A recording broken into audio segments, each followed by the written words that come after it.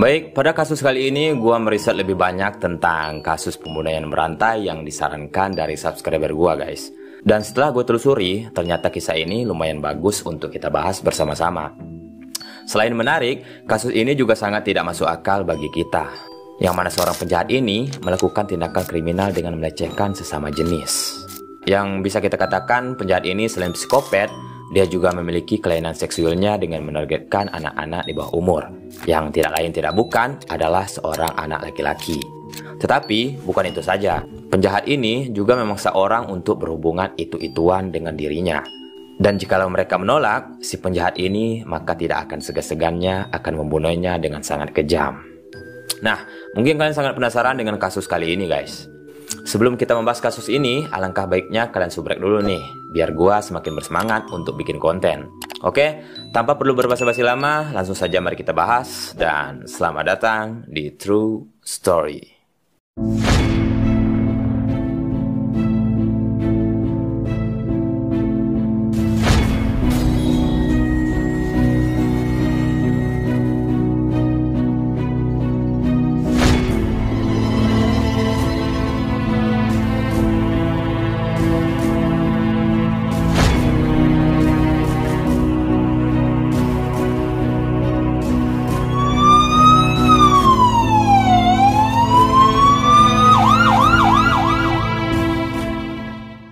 Pada awal kisah ini, kita diperkenalkan lagi dengan seorang laki-laki yang bernama William George Bonin, yang lahir pada tanggal 8 Januari 1947 di Willimantic, Connecticut di Amerika Serikat.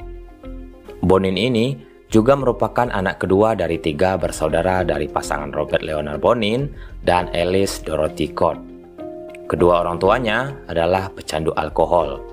Dan ayahnya adalah seorang veteran perang dunia kedua yang memiliki karakter yang cukup emosional yang secara fisik menyiksa istri dan anak-anaknya. Sedangkan ibunya menderita saat berada di rumah yang membuat perubahan suasana hati yang semakin parah. Namun selain itu, dia juga seringkali mengunjungi tempat bingo, yang mana tempat tersebut juga sama dengan tempat perjudian di kasino. Dan maksud dari ibunya pergi ke tempat itu ialah untuk pelampiasannya yang bisa menenangkan diri. Bahkan, dalam keadaan seperti itu, sementara putra-putranya tidak ada yang menemaninya. Dan ia dianggap memiliki kehadiran yang mendominasi di awal kehidupan Bonin. Pada bulan Januari tahun 1950, ayah Bonin tiba-tiba menjadi seorang penjudi yang kompulsif. Bahkan, dia juga menghabiskan uang dan juga menjual rumah mereka di Andover dengan berjudi. Yang pada akhirnya memaksa keluarga tersebut untuk tinggal bersama nenek dari pihak ibu Bonin di Willimantic.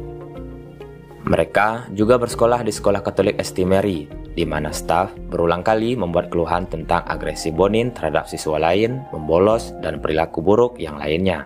Yang bisa kita katakan Bonin juga sangat nakal di usia yang masih muda itu. Bahkan, Bonin ini juga pernah mengganggu sekelompok gadis di saat dia mengendarai sepedanya. Dan akhirnya, dia diproses oleh gurunya dengan perilaku yang telah dibuat sebelumnya. Setelah kembali ke rumah, ia dilaporkan lebih tidak kooperatif terhadap orang tuanya daripada sebelumnya. Pada bulan September tahun 1953, Bonin dan kakak laki-lakinya Robert Jr. ditempatkan di sekolah Franco Amerika, sebuah biara Katolik di Lowell, Massachusetts. Biara tersebut menerapkan kedisiplinan yang keras oleh stafnya. Seiring berjalannya waktu, pada tahun 1955, Bonin ini tiba-tiba diganggu oleh seorang anak laki-laki yang lebih tua darinya. Namun, pada kali ini, dia bukan cuma hanya diganggu, tetapi Bonin juga dilecehkan secara seksual oleh seorang anak laki-laki itu. Menurut Bonin, anak laki-laki yang lebih tua itu mendekati Bonin untuk mengajaknya berhubungan mantap-mantapan. Nah, setelah seorang laki-laki yang mengajak Bonin untuk mantap-mantapan, Bonin ini meminta anak laki-laki itu untuk mengikat tangannya di belakang punggungnya, yang katanya akan membuatnya merasa aman dan tidak terlalu takut. Dan akhirnya, Bonin kemudian diikat dan diserang secara seksual. Dan ketika ia kembali, Bonin tinggal bersama orang tuanya di rumah milik kakek dari pihak ibu Bonin di Mansfield. Dan di Mansfield ini, Bonin juga bersekolah di sekolah dasar Annie Fenton bersama adik laki-lakinya yang bernama Paul. Di mana di sekolah itu ia juga diejek dan juga dibully oleh teman-temannya di sekolah tersebut. Selain mendapatkan pelecehan seksual, dia juga dibully di usia yang masih muda itu. Dan pada akhirnya, ia menjadi anak nakal yang suka bertengkar dengan murid-murid yang lain. Bonin juga terkadang merasa malu karena ketertarikan seksualnya kepada anak-anak yang lebih muda ataupun guru laki-laki. Bahkan, Bonin dan Paul ini juga menjadi anak yang terlantar dan tidak terurus oleh orang tuanya. Bagaimana tidak, orang tua mereka sudah mengenal dunia yang gelap pada sebelumnya, yang akhirnya berdampak pada Bonin dan saudaranya. Tetangga-tetangganya juga sangat jarang melihat orang tuanya menghabiskan waktu untuk anak-anak mereka. Dan seorang tetangga pun akhirnya merasa khawatir melihat mereka tidak terawat dan lapar, lalu memberikan makanan dan pakaian bersih kepada Bonin dan Paul karena kasihan. Saat Bonin sudah beranjak di usia remaja, Bonin mulai mendapatkan masalah dengan pihak berwenang, yang mana Bonin ini pertama kali di penjara telah melakukan pelecehan seksual terhadap anak yang pernah melecehkannya. Dalam arti kata, dia ini mencoba untuk membalas dendam kepada orang-orang yang menurutnya telah berbuat salah kepada dirinya. Tanpa adanya konsekuensi dan pengawasan dari orang tua, Bonin kemudian mencuri penutup roda, plat nomor, dan plat logam dari kendaraan di sekitar kota. Dan pada tahun 1957, ia ditempatkan di pusat penahanan remaja karena kejahatan kecil ini dan kejahatan lainnya. Saat di penjara, Bonin dianiaya oleh seorang konselor dewasa. Namun, setelah dibebaskan, ia menjadi sangat agresif yang mana Bonin ini mulai meraba-raba adik laki-lakinya yang bernama Paul. Yang bisa kita katakan, dia tiba-tiba menjadi seorang gay yang mulai tertarik sesama jenis. Setelah 6 bulan kemudian, Paul memberitahu ibu mereka tentang belayan Bonin. Dan Bonin akhirnya dipaksa tidur di kamar tidur yang terpisah. Dan Bonin kemudian mengaku telah menganiaya anak laki-laki dan memperlihatkan tubuhnya kepada seorang gadis berusia 10 tahun.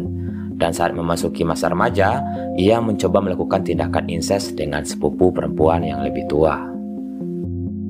Pada tahun 1959, Bonin bersekolah di sekolah menengah yang berdekatan dengan sekolah menengah atas Coventry. Meskipun menunjukkan bakat yang kuat untuk matematika dan sainsnya, ia juga memiliki nilai-nilai yang biasa-biasa saja. Dan pada akhir tahun 1960, keluarga tersebut menghadapi prospek penyitaan. Dan ibu Bonin ini lalu mengusir ayah mereka dari rumah. Kemudian ibunya memenangkan hak asuh atas anak-anak mereka. Namun, orang tua tersebut berdamai setelah ayah mereka ditawari pekerjaan yang menguntungkan sebagai masinis di Downey, California. Dan pada awal tahun 1962, mereka membeli sebuah rumah di dekat Torrance. Dan Bonin juga bersekolah di North High School di Torrance, di mana ia dianggap sebagai orang buangan sosial. Namun, Paul kemudian mengingatnya sebagai remaja yang berperilaku baik. Bonin ini mulai merasa tidak nyaman di sekitar teman-temannya, dan tidak diketahui telah menjalin persahabatan apapun selama masa remajanya. Ia bahkan menghabiskan waktunya dengan sering mengunjungi arena bowling setempat. Pada masa remajanya, Bonin memiliki minat yang kuat terhadap pedofilia. Bisa kita sebutkan sebagai orang yang mempunyai kelainan seksual. Akan tetapi, dia merahasiakan perasaan yang muncul pada dirinya. Pada hubungan erotisnya antara orang dewasa dan remajanya menjadi dasar konflik dengan ibunya, yang menyebabkan seringnya terjadi pertengkaran pada saat itu. Dia bahkan jarang mencoba berinteraksi dengan gadis-gadis yang lainnya. Tetapi, dia pernah dengan enggan berkencan dengan seorang gadis yang bernama Linda untuk menyenangkan hati ibunya. Setelah putus sekolah menengah pada tahun 1966, Bonin mulai menganiaya beberapa anak tetangganya. Ibunya dilaporkan menolak untuk mengakui tindakan ini, atau meningkatnya perilaku antisosialnya. Akan tetapi, ibunya sering khawatir dia akan ditangkap. Selain itu, ibunya juga berdoa untuknya dan sering memperingatkannya yang membuatnya frustasi pada waktu itu. Dan akhirnya, dia mengusirnya dari rumah mereka untuk alasan yang dirahasiakan. Karena kekurangan motivasi dan sering meminjam uang dari orang tuanya, Bonin ini mulai bergabung dengan Angkatan Udara Amerika Serikat dengan dorongan ibunya pada bulan Desember tahun 1966.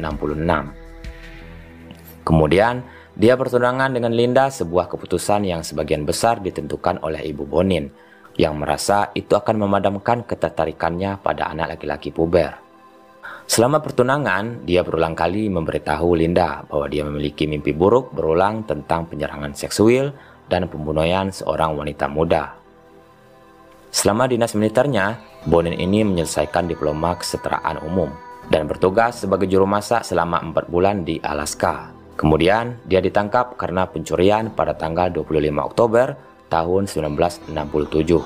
Tetapi, tuduhan itu dibatalkan karena penempatannya yang akan segera terjadi di Vietnam. Dia bertugas di Pulau Base Camp. Dia bertugas selama 5 bulan di unit helikopter dukungan serangan ke-205 sebagai penembak udara dan mencatat lebih dari 700 jam waktu tempur dan patroli. Lalu, Bonin kemudian mengklaim bahwa pengalaman masa perang yang dialaminya menanamkan keyakinan misantropis.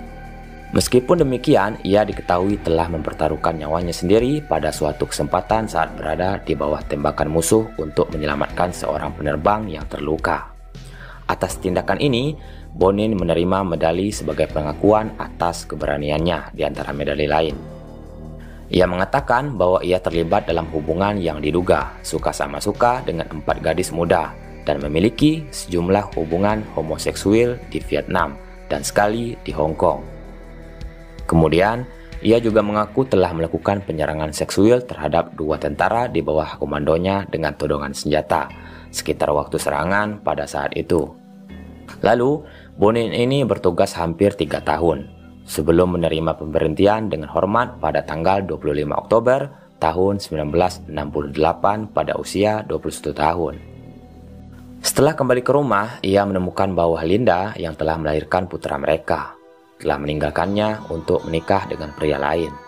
Akhir dari hubungan mereka dilaporkan membuatnya sangat frustasi, dan akhirnya dia bekerja sebagai petugas pompa bensin. Lalu Bonin setelah itu kembali ke Daune untuk tinggal bersama orang tuanya yang ia benci karena sering meminta bantuannya.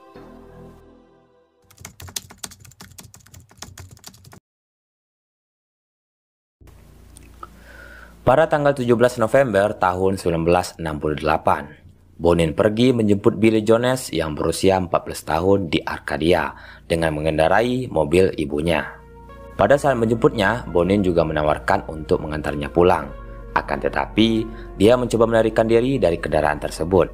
Sebagai tanggapan atas pertanyaan berulang Bonin mengenai homoseksualitas sambil mengantarnya ke pusat perbelanjaan terdekat. Bukan hanya itu, Bonin juga memborgol dan memperkeosnya, yang pada akhirnya Bonin ini membuatnya pingsan dalam proses pelecehannya. Dia kemudian menurunkan Jones di sebuah taman dan kembali ke rumahnya. Pada waktu itu, ibu Jones juga mengetahui bahwa Bonin telah melakukan hal yang tidak wajar kepada anaknya dan segera melaporkan Bonin ke polisi. Dan pada tanggal 26 November, Bonin menjemput John Treadwell, seorang pemuda berusia 17 tahun dari Torrance. Pada awalnya, Bonin ini mulai bertanya kepadanya tentang homo dan homoseksualitas sebelum mempercepat laju kendaraan dan mengeluarkan senpi. Lalu, Bonin memarkir kendaraannya di tempat terpencil. Ia kemudian memperkeos Treadwell dan memukulinya dengan besi ban.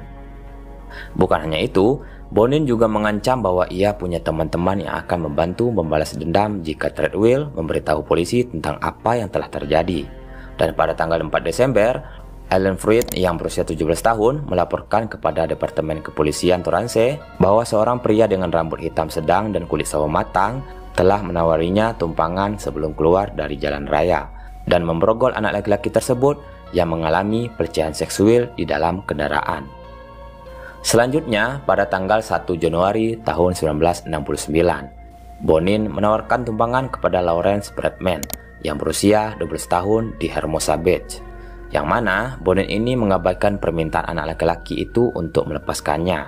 Lalu Bonin mulai mengancam Bradman, dan dia memarkirkan mobilnya dan memaksa Bradman melakukan mantap-mantapan dengan berhubungan oral kepadanya. Bukan hanya itu, Bonin ini juga menganiaya dan merampoknya dengan todongan senpi. Dan dia kemudian mengancam akan membunuh Bradman jika dia melaporkan kejadian itu.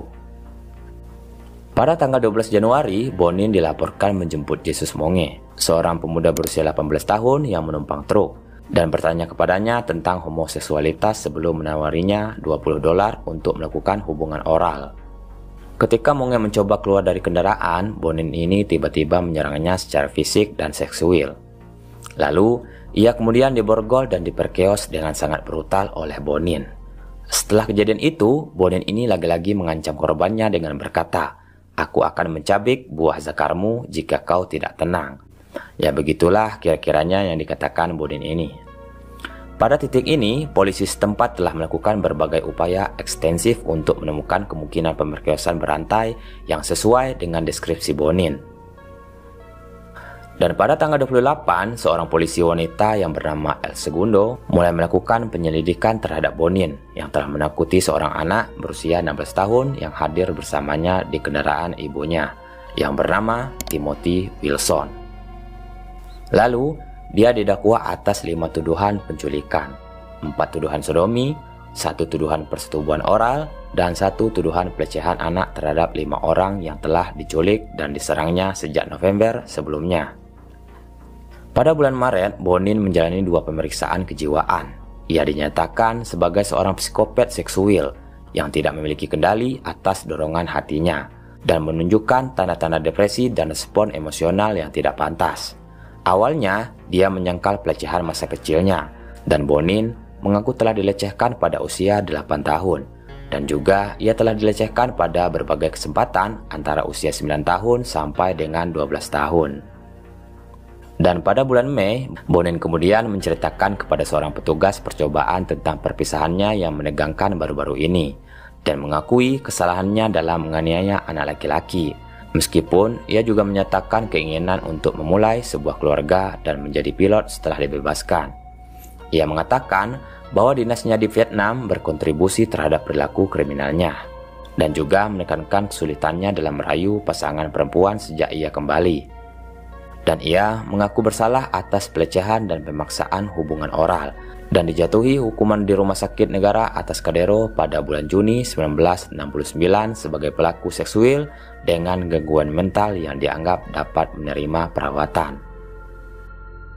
Pada tanggal 17 Juni tahun 1969, Bonin sampai di Rumah Sakit Negara atas Kadero. Ia menjadi sasaran serangkaian pemeriksaan psikiatris yang mengungkapkan bahwa ia memiliki IQ 121 dan menunjukkan ciri-ciri depresi manik, gangguan sadisme seksual, dan gangguan kepribadian antisosial.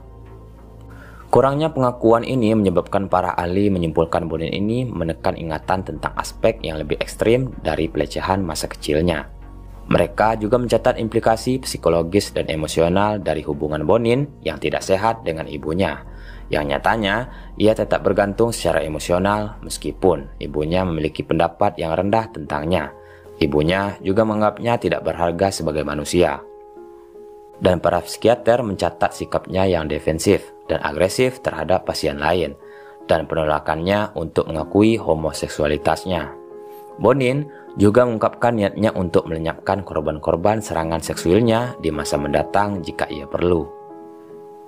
Metode interaksi sosialnya yang sangat terganggu dengan orang lain juga dianggap menghambat pengobatannya sendiri. Meskipun demikian, Bonin dengan sukarela berpartisipasi dalam program-program eksperimental dan secara umum dianggap sebagai pasien yang tidak suka melakukan kekerasan, suka menolong, dan berhati-hati oleh staf. Dan ia telah menceritakan apa yang menurutnya ingin didengar oleh para psikiater darinya, dengan keyakinan bahwa ia dapat memanipulasi mereka untuk memberinya pembebasan lebih awal.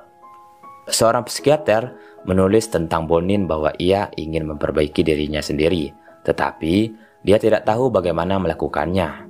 Dan pada tahun 1971, Bonin dikirim ke California Medical Facility setelah dinyatakan tidak layak untuk perawatan lebih lanjut karena hubungan seksual berulang dengan narapidana lainnya, dan 2 diantaranya mengalami tantangan mental yang cukup serius. Hal ini selain mengasingkan dan menjengkelkan pasien lain, juga mengakibatkan Bonin dipukul beberapa kali. Kemudian, Bonin dibebaskan dari penjara pada tanggal 11 Juni tahun 1974. Yang mana setelah dokter menyimpulkan bahwa dia tidak lagi membahayakan kesehatan dan keselamatan orang lain. Dan bisa kita katakan, Bonin ini berhasil memanipulasi dokter yang seakan-akan bahwa dia telah sembuh total dari gangguan tentang homoseksual. Dan pada sisi lain, itu hanyalah akal-akalan dia supaya dia bisa dibebaskan dengan cepat, agar dia bisa melanjutkan aksi yang lebih brutal lagi di kemudian hari.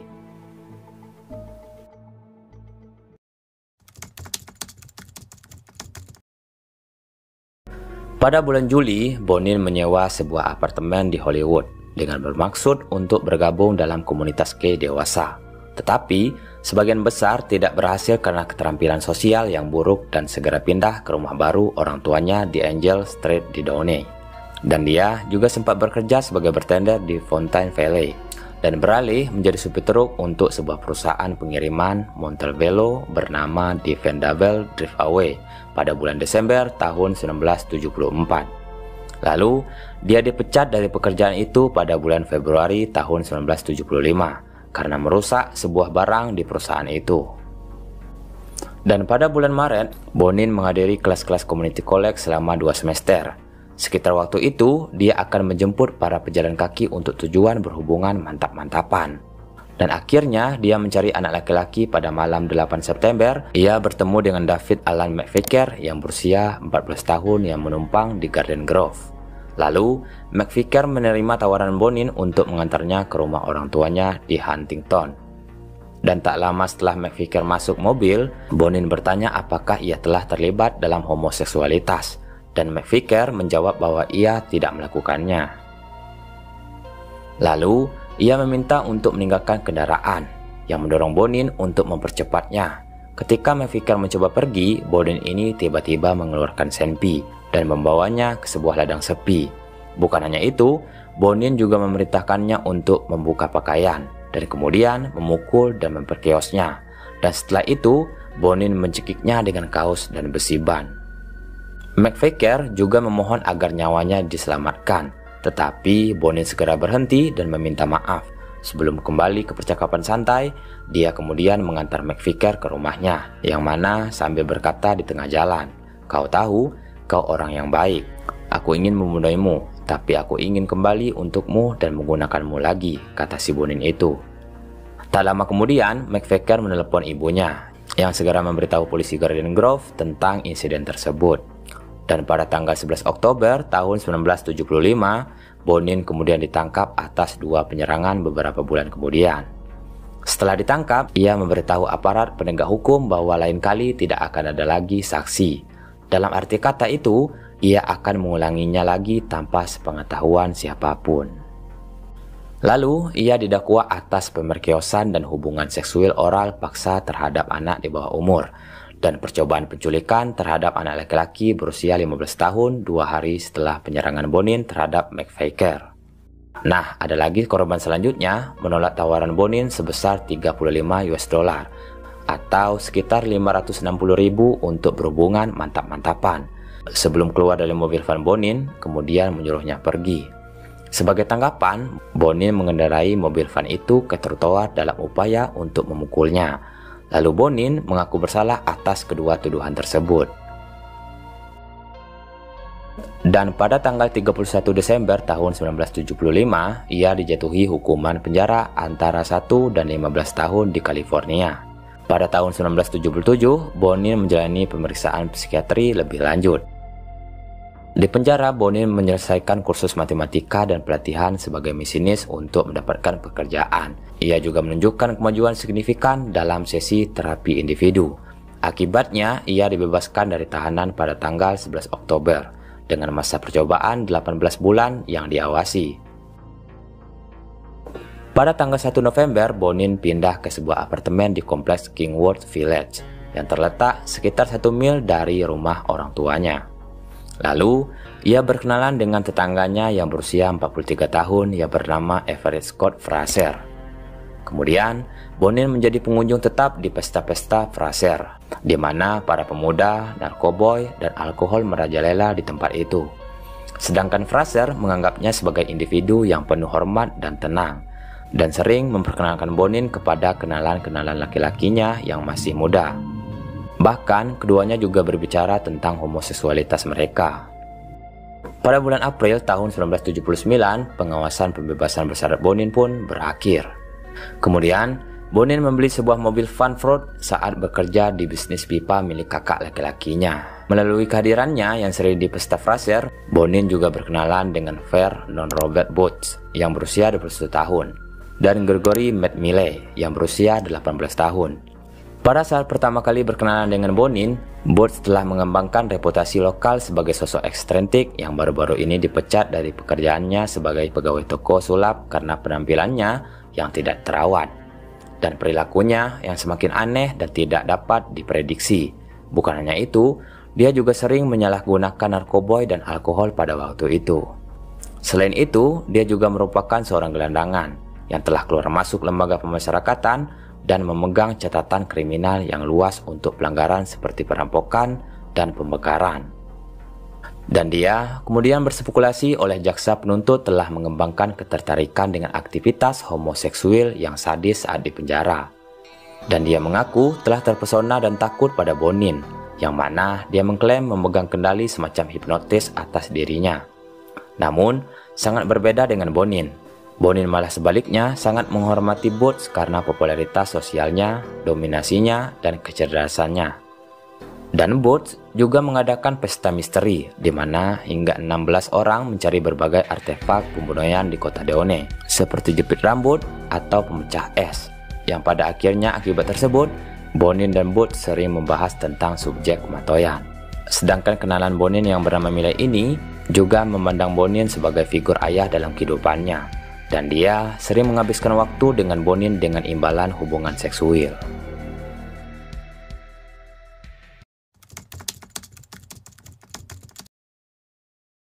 Pada aksi kali ini, Bonin biasanya memilih laki-laki muda yang menumpang kendaraan, anak sekolah atau kadang-kadang pelacur laki-laki sebagai korbannya. Korbannya juga berusia 12 hingga 19 tahun. Dalam aksinya, dia membujuk atau memaksa mereka untuk masuk ke dalam mobil van miliknya, di mana mereka dikuasai dengan anggota badan mereka diikat dengan kombinasi borgol, kawan, atau tali. Mereka kemudian diserang secara seksual, dipukuli secara brutal, dan disiksa hingga habis-habisan. Dan setelah itu, dia biasanya membunuh dengan cara dicekik dengan kaos mereka sendiri dan memukulnya dengan ban besi, yang bermaksud untuk meminimalkan kemungkinan korban melarikan diri dari mobil van. Bonin juga melepas gagang pintu penumpang dan pintu belakang, yang mana ia menyimpan alat pengikat, sangkur, tang, gantungan baju dari kawan, dan alat-alat lain semacam itu di dalam mobilnya, yang mana untuk menahan dan menyiksa korbannya. Bukan hanya itu, korban biasanya dibunuh di dalam mobil van-nya, sebelum jasad mereka dibuang di sekitar dan di dekat berbagai jalan bebas pada daerah tertentu. Dan dalam upaya yang tampaknya untuk melemahkan penyidik, Bonin ini juga sering membuang jasad korbannya di daerah yang jauh dari tempat penculikan mereka.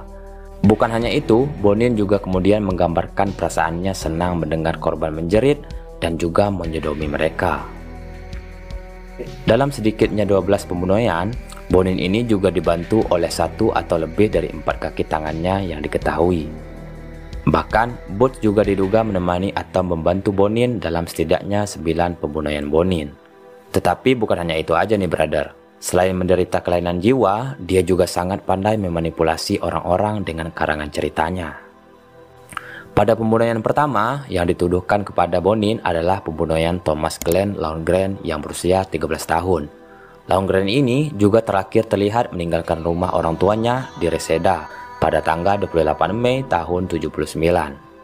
Sesaat sebelum penculikannya, Lohengren dilaporkan memberitahu teman-temannya bahwa seorang pria telah menawarkan untuk menemuinya di sebuah taman skate untuk mengambil fotonya untuk majalah skateboard.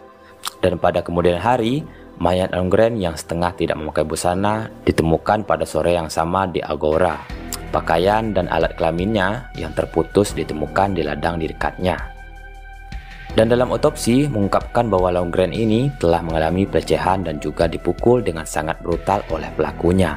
Selain itu, ia telah diiris di tenggorokan, ditikam, dan dicekik sampai matoy. Dan pada tanggal 4 Agustus, Bonin kemudian berkendara di Silverado Canyon Westminster untuk menghabiskan waktunya dengan Boots.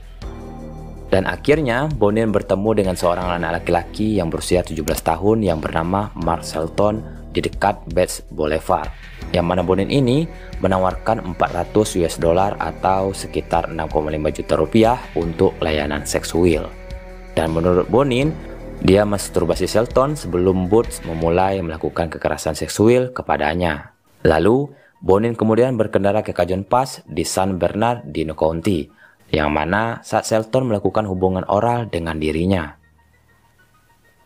Setelah itu, Bonin kemudian segera memarkir kendaraannya dan langsung memperkeosnya.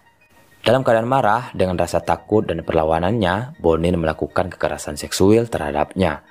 Bukan hanya itu, Bonin dan Butch ini juga melakukan kekerasan fisik terhadapnya hingga dia kehilangan kesadaran. Dan dia dipukul dengan benda-benda asing termasuk tongkat yang menyebabkan dia mengalami shock yang berakibat fatal. Lalu, dia dibuang di pinggir jalan kerikil di Cajon Pass. Dan pada malam hari berikutnya, Bonin dan Butch bertemu dengan Mark Graves, seorang mahasiswa Jerman Barat yang berusia 17 tahun, yang mana dia mencoba menumpang truk dari Pacific Coast Highway. Selain itu, Bonin ini juga melakukan hubungan suka sama suka dengan pemuda itu, yang setuju untuk diikat dengan sebuah tali dan kawat pengapian. Dan Bonin kemudian mengambil sajam dan mengintimidasi Graves saat Butch melaju menuju rumah Bonin. Di sana, Graves kembali diperkeos dan dipukul, dan Graves berhasil melepaskan diri dan meninju Bonin pada waktu itu. Hal ini menyebabkan Bonin mencekik dan menusuknya sebanyak 77 kali. Selain itu, mayatnya juga dibuang di Malibu Creek keesokan harinya. Dan pada tanggal 20 Agustus, Bonin menjemput Robert Wirostek yang berusia 18 tahun di Newport Beach. Bonin juga diduga membujuknya untuk melakukan hubungan oral dengan menawarkan $50 atau sekitar 800.000. Dan dengan todongan sajam, Bonin ini mengikat dan juga memperkeosnya, lalu mengendarai mobilnya ke tempat tinggal Butch. Dalam perjalanan, Butch melakukan hubungan oral pada Wirostek. Sebelum memukulnya dan mengambil alih posisi Bonin sebagai pengemudi, Bonin kemudian menyiksa Wirostek dengan membengkokkan jari-jarinya, lalu melakukan kekerasan seksual dan memukulinya sebelum mencekiknya. Mayat Wirostek juga ditemukan pada tanggal 27 September di pinggir Interstate 10. Dan pada tanggal 27 Agustus, Bonin dan Butch ini kemudian menculik anak laki-laki di Hollywood yang berusia 15 tahun yang bernama Donald Ray Hayden di Santa Monica Boulevard. Pada saat itu, Butch mengemudi van tersebut, dan Bonin menawarinya $50 atau sekitar 800.000 untuk melakukan hubungan suka sama suka. Dan pada saat itu, Butch tiba-tiba secara tidak sengaja salah belok, yang membuat Hayden menjadi panik dan menyebabkan Bonin memukul, mengikat, menyiksa, dan menyodominya. Lalu, Bonin kemudian mencekiknya sampai matoy. Bukan hanya itu, Butch juga melakukan hubungan oral pada mayatnya. Lalu pasangan itu membuang tubuhnya di sebuah lokasi konstruksi dekat Ventura Freeway.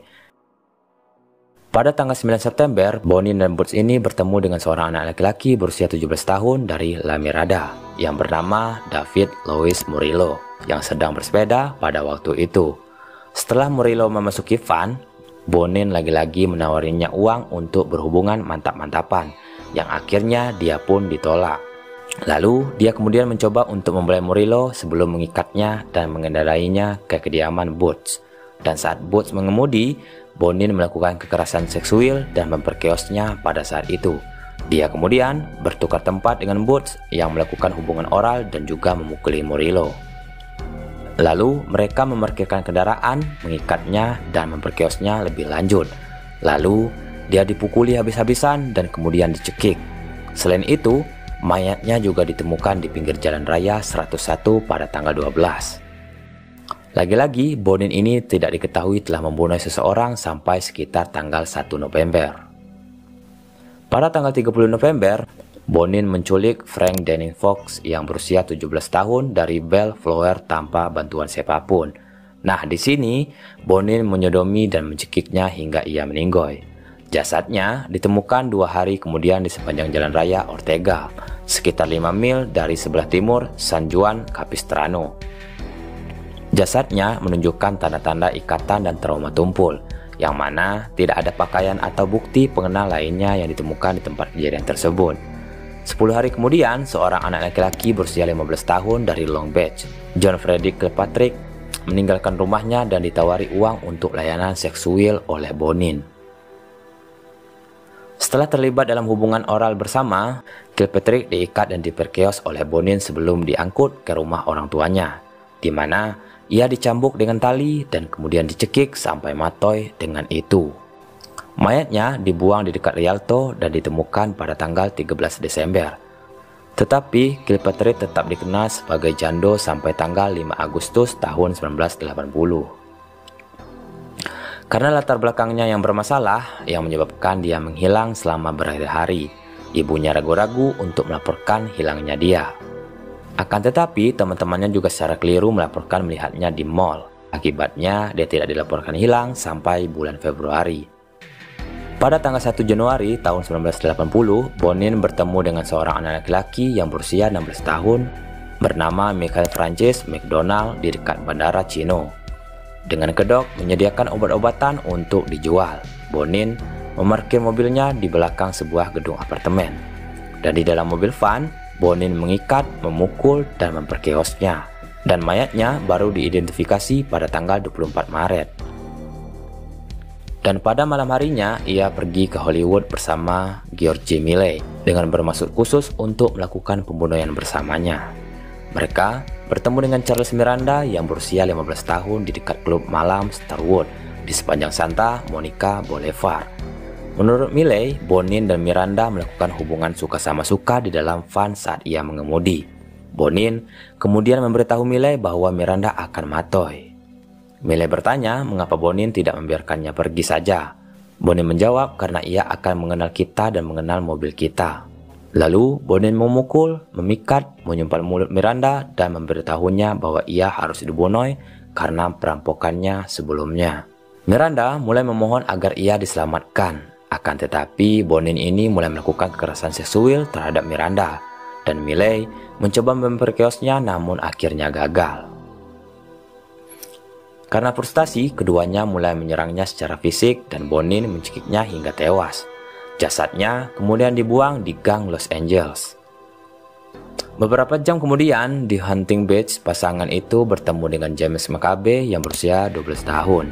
Yang mana McCabe itu telah diturunkan di halte bus sudut oleh kakak laki-lakinya yang telah memberinya uang untuk naik bus ke Disneyland. Dia dibujuk ke dalam van Bonin dengan janji dia akan diantar ke tujuan yang dituju dan bahwa dia akan diberi ganja pada saat itu. McCabe pun masuk ke dalam mobil van dan Bonin melaju ke sebuah toko kelontong dan Bonin memarkirkan mobilnya dan mulai memeluk dan mencium McCabe. Sebelum mengikatnya, Bonin mengatakan kepadanya bahwa ia sedang diculik untuk tebusan. Bonin kemudian mulai memukulnya dan saat Milley melaju, Bonin memperkeosnya dan memukulinya dengan besi ban. Lalu Bonin kemudian memaksanya untuk tidur dalam pelukannya. Setelah McCabe terbangun, Milley dan Bonin memukulinya hingga pingsan dan Bonin meremukkan lehernya dengan besi ban. Bonin kemudian mencekik McCabe sampai matoy. Ia dan Milley membuang mayat tersebut di sebuah lokasi konstruksi di Walnut. Dan tubuh McCabe juga ditemukan 3 hari kemudian. Pada tanggal 14 Maret, lagi-lagi dia tidak pernah jera dengan aksi perbuatannya yang pada kali ini. Bonin menculik orang yang bernama Ronald Catlin, seorang pria berusia 18 tahun dari Van Nuys. Pada saat itu, Bonin memukul dan menyodominya dan menebasnya dengan kapak es. Keesokan harinya, tubuhnya yang terikat ditemukan di belakang sebuah bangunan industri di Duarte. Dan pada tanggal 21 Maret, Bonin menawarkan tumbangan kepada Glenn Norman Barker, seorang pejalan kaki berusia 14 tahun. Barker juga dipukuli dan diperkeos dengan benda-benda, kemudian dicekik dengan ligatur, disundut dengan rokok dan rektumnya direnggangkan. Kemudian pada hari itu, Russell Duane Rock yang berusia 15 tahun juga diculik di Garden Grove. Dia diikat dan dipukuli dan dicekik sampai matoy. Setelah diperkirakan 8 jam ditawan. Mayat kedua anak laki-laki itu dibuang di hutan nasional Cleveland dekat dengan jalan raya Ortega dan ditemukan pada tanggal 23 Maret. Pada suatu Jumat malam di bulan Maret, Bonin menawari William Ray Pook yang berusia 17 tahun untuk diantar pulang. Saat mereka berdua meninggalkan kediaman Fraser, Pook menerimanya dan selama perjalanan, Bonin mengajaknya berhubungan itu-ituan. Dan menurut Pook, dia mencoba meninggalkan van tersebut setelah Bonin melambat di lampu merah. Bonin kemudian menangkapnya dan menyeretnya kembali ke dalam mobilnya dan mengakui bahwa dia sedang menculik, menahan, menyiksa, dan mencekik penumpang gelap. Bonin kemudian memberitahu Puck cara membunuh tanpa ketahuan. Bonin mengatakan bahwa dia memilih untuk tidak melakukan penyerangan seksual dan pembunuhan terhadap Puck bukan karena sentimen, tetapi karena mereka berdua terlihat meninggalkan pesta Frasier bersama-sama. Puck diantar ke tempat yang diklaim sebagai rumahnya, dan ketika van tersebut pergi, dia berlari ke rumahnya. Dan semenjak pertemuan itu, Puck terus bergaul dengan Bonin. Pada tanggal 25 Maret, Bonin dan Puck menculik Harry Todd Turner yang berusia 15 tahun dari jalan Los Angeles, dan Turner telah melarikan diri dari panti asuhan anak laki-laki di Lancaster 4 hari sebelumnya.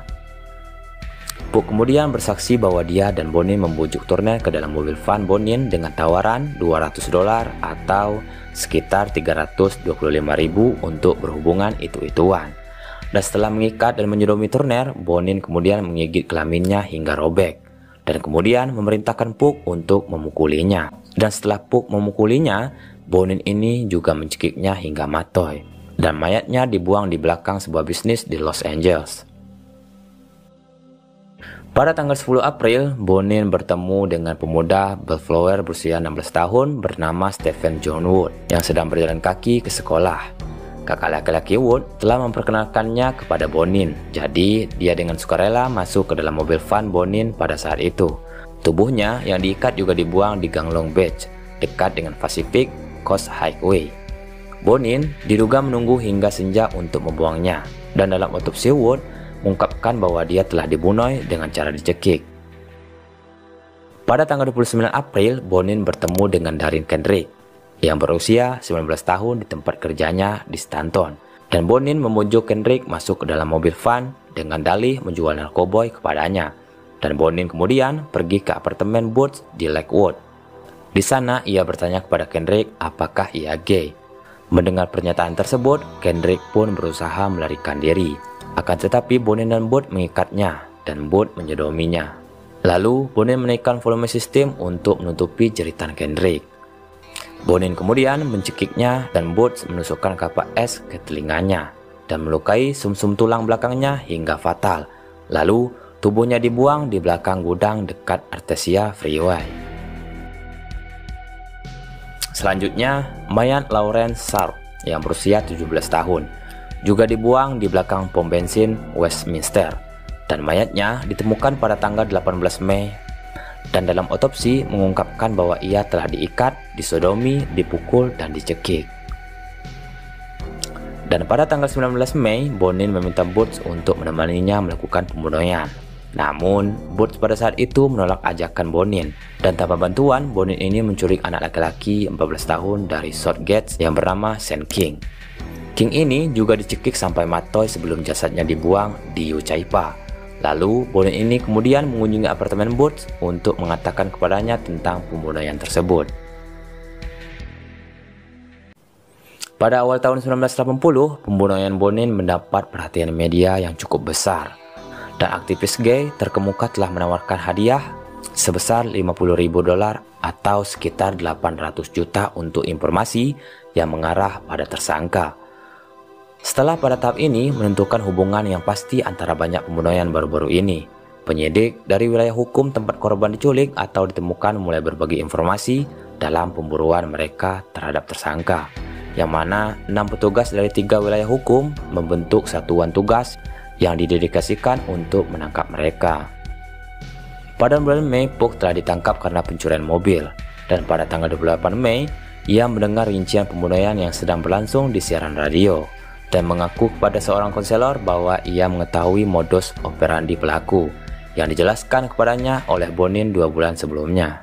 Konselor ini melaporkan kecurigaan Puck ke polisi, yang kemudian menyampaikan tips rahasia kepada sersan pembunuhan Departemen Kepolisian Los Angeles yang bernama St. John, dan mereka melakukan wawancara insentif dengan Puck keesokan harinya.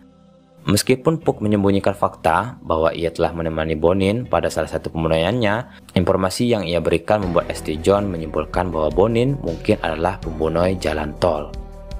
Pada hari yang sama, Bonin mengundang gelandangan berusia 18 tahun bernama James Michael Monroe yang ditemuinya saat mencari pelacur pria muda untuk pindah ke rumah keluarganya dengan imbalan hubungan mantap-mantapan. Saat berada di rumah Bonin, Monroe memulai hubungan seksual suka sama suka dengannya. Bukan hanya itu, ia menerima tawaran kerja di Defendaville Driftway. Monroe kemudian menggambarkan kesan awalnya tentang Bonin sebagai pria baik dan sangat normal.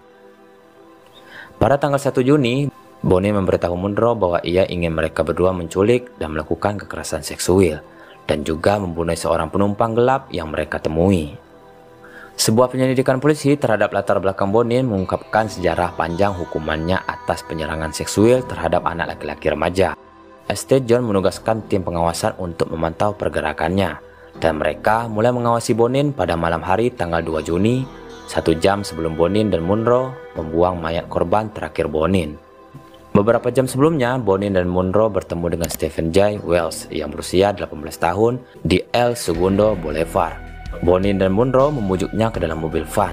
Menurut pasangan itu, setelah mengetahui Wells juga merupakan seorang gay, Bonin melakukan hubungan suka sama suka dengan Wells sebelum membujuknya untuk pergi ke rumah orang tuanya. Di sana, keduanya terus berhubungan itu-ituan, dan kemudian Bonin membayar Wells sebesar $200 atau sekitar 3,2 juta rupiah untuk membiarkan dirinya diikat dengan tali jemuran. Dan Wells menjadi curiga dengan niat mereka dan mulai merasa panik pada saat itu. Namun Bonin mundur ke dapur dan memberitahu Monroe bahwa mereka berdua akan membunuh Wells. Wells memohon agar dia diselamatkan, akan tetapi Bonin mencekiknya sampai mati. Dan Bonin memerintahkan Monroe untuk mengambil kotak kardus, yang di dalamnya mereka berdua meletakkan tubuh Wells dan membawanya ke mobil van Bonin. Kemudian, saat mengemudi ke apartemen Boots, Bonin memberitahu Monroe bahwa dia dan Boots dan yang lainnya telah melakukan banyak pembunuhan. Di apartemen tersebut, Bonin mengundang Boots untuk melihat jasad Wells, dan akhirnya mereka berkendara ke pom bensin yang sudah tidak digunakan lagi di Huntington Beach dan membuangnya di sana. Mayatnya juga ditemukan 5 jam kemudian oleh dua bersaudara yang memarkir mobil di dekatnya. Bonin dan Monroe kemudian kembali ke rumah Bonin pada saat itu. Setelah 9 hari pengawasan tanpa kejadian, pada tanggal 11 Juni, polisi berpakaian preman mengamati Bonin mengemudi di seluruh Hollywood dan gagal mencoba untuk memikat 5 anak laki-laki yang berbeda ke dalam mobil van-nya. Polisi mengikuti Bonin sampai dia parkir di sebuah stasiun layanan dekat Hollywood Freeway. Kemudian secara diam-diam mendekati kendaraan tersebut. Setelah mendengar jeritan dan suara benturan yang datang dari dalam mobil van, para petugas ini memaksa masuk ke dalam. Mereka menemukan Bonin sedang memperkeos Harold Egwene Tate, seorang pelarian yang berusia 17 tahun yang telah diborgol dan diikat pada saat itu. Bonin awalnya didakwa dengan pemerkiosan anak di bawah umur dan ditahan atas dugaan pembunuhan Miranda.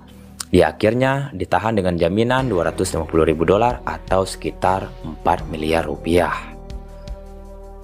Selama beberapa malam, Bonin mengaku telah menculik, memperkeos, dan membunuh 21 pemuda dan anak laki-laki dengan sangat rinci. Ia tidak menunjukkan penyesalan atas tindakannya, tetapi dia menunjukkan rasa malu dan penyesalan yang sangat besar karena tertangkap. Bonin kemudian menyatakan bahwa kaki tangannya yang utama dalam pembunuhan tersebut adalah Boots, sementara Miley dan Monroe merupakan kaki tangan dalam pembunuhan yang lainnya. Setelah semua interogasinya, akhirnya dia mengakui tentang kaki tangannya, yang akhirnya polisi menangkap semua kaki-kaki tangannya.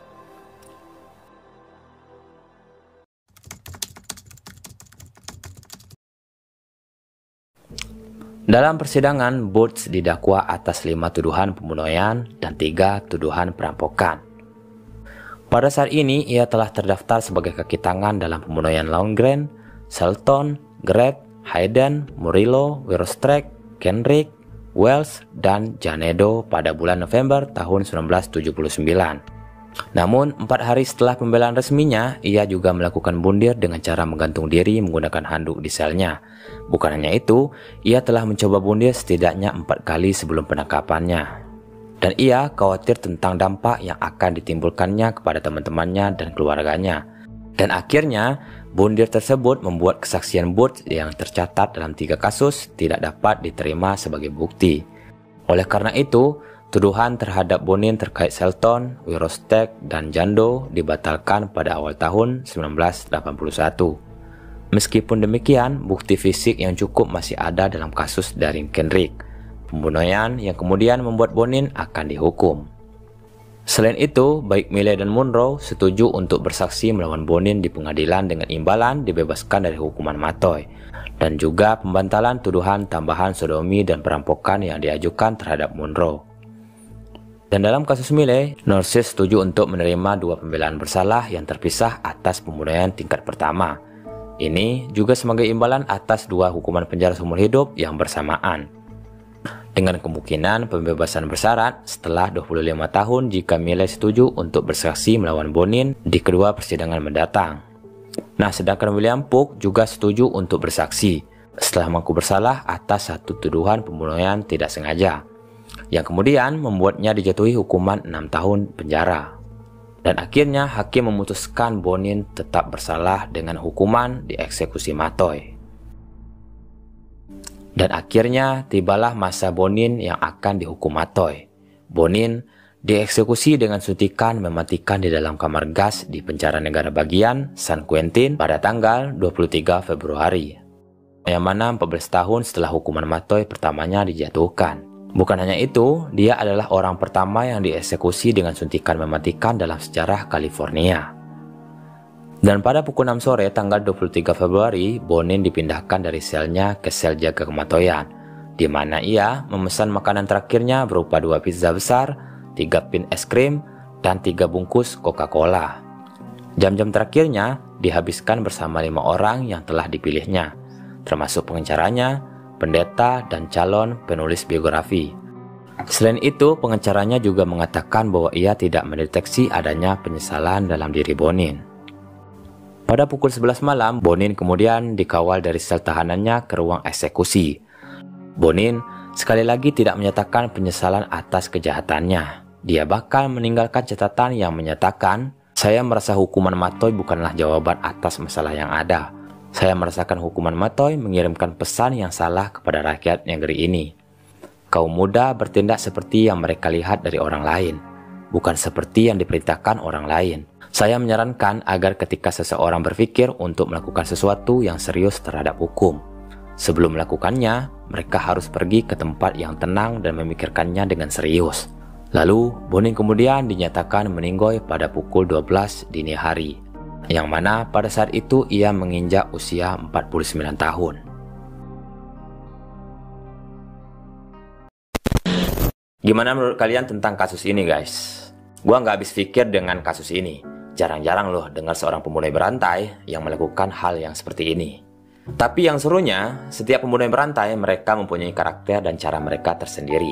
Oke, jika ada saran dan kasus yang menarik bagi kalian, jangan lupa tulis di kolom komentar, agar kita membahas kasus itu bersama-sama, brother. Dan ya, mungkin pelajaran dari kasus ini, kita harus berhati-hati mengenal pergaulan bebas di luar lingkungan rumah kita aja sih, supaya kasus dan kisah ini nggak bakalan terjadi di kehidupan kita. Ya pokoknya tetaplah waspada dan jagalah diri kalian baik-baik aja. Dan untuk itu, sampai jumpa lagi di story selanjutnya. Bye.